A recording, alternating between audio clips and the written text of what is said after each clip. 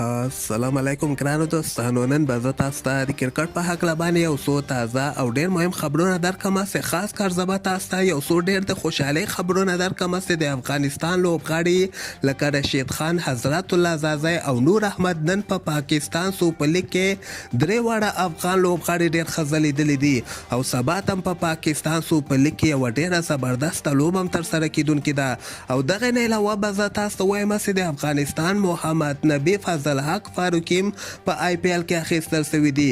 ویډیو تر اخره پورې وګورئ، په هر څه به تاسو پوه شئ. نو راځم اول زه تاسو ته وایم چې نن په پاکستان سوپر لیګ کې دوه ډېرې زبردسته لوبې ترسره شولې.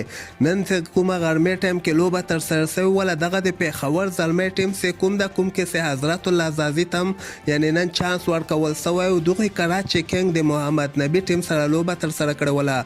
خو زه به تاسو ته ووایم چې زازي ورته یو ځل بیا زبردسته بیټینګ نندارې ته وړاندې کړې ده. حالانکې دغه د لاهور پیچونه چې کوم دي په دغه باندې بیټینګ کول دومره اسان هم نه دي، یعنې هغه کراچۍ پیچونه نه د لاهور پیچونه لږ غوندې مشکل دي د بیټینګ لپاره. خو په دغه لوبه کې حضرت الله زازي په 240 بالو باندې 250 رنزه کړي دي چې پکې شپږ څلوریزې او یوه شپږیزې وهلی دي. 123 سټرایک ریټ باندې ورته حضرت الله زازي لوبه ترسره کړې ده. په دغه لوبه کې نبي څلور اوورو کې 33 رنزه ورکړي دي او د مقابل ټیم یو لوبغاړی موټ کړی ده. 190 رنزه ټارګټ دغه پېښور زلمی ټیم د کراچۍ ټیم ته ورکړی. خو په دغه لوبه کې به زه تاسو ته وایم چې نبي یو ځل بیا په بیټینګ کې ناکامه شوی ده. 11 بالو باندې 15 رنزه کړي چې پکې 2 څلوریزې وهلي دي او دې نه علاوه بابر اعظم 50 رنزه کړي او جو کراک 26 رنزه کړي دي.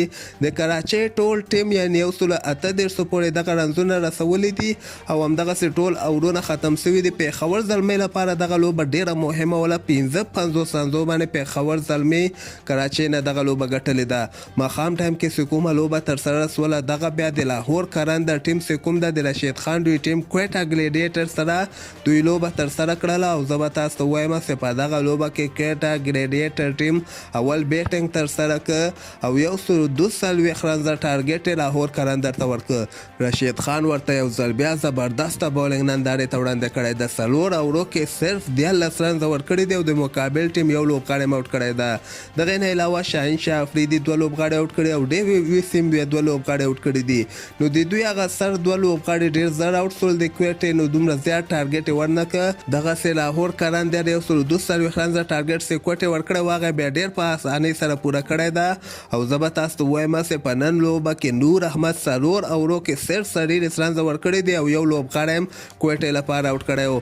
دوی ډېر کم ټارګټ ورکړی و نو ځکه خو دوی دغه لوبه وبایلله. 18 اوور کې دغه ټارګټ لاهور کرندر ټیم پوره کړی ده او دغسې لاهور کرندر هم چانس زیات شوی ده چې مخکې راوند ته کوالیفای وکړي. ملتان سلطان خو اول نه وتی ده.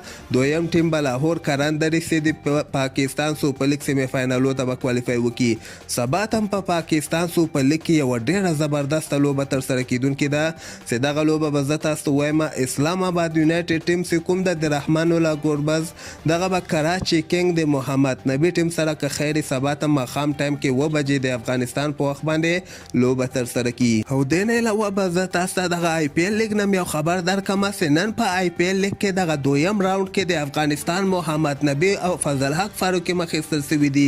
زه به تاسو ته یو خبره وکړم چې محمد نبي 3 واړې بوري ته وړاندې شو. دا خو خوش قسمته اوس د دریم وار باندې د کولکاتا نایټ رایډر له طرف نه په 1 کروڑ هندي پیسو باندې واخیستل شو.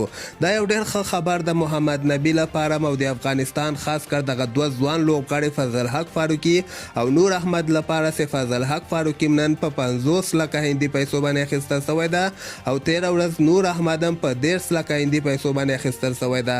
نو دغه کال ته چې کوم آی پی ایل ترسره کیدونکی ده په دغه کې به 4 افغان لوبغاړي که خیري لوبه ترسره کیي.